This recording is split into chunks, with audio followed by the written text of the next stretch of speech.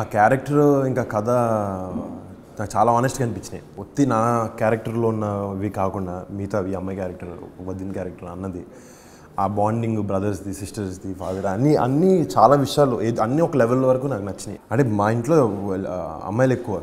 మా మా మా మా ఇంట్లో మా పెద్దనాన్న డాటర్స్ కానీ, మా పిన్ని డాటర్స్ కానీ అందరూ. సో మా సైడ్ ఎక్స్పీరియన్స్ చేశాను చాలాసార్లు, పెళ్ళిళ్ళు అయ్యి పంపించేటప్పుడు అన్నీ.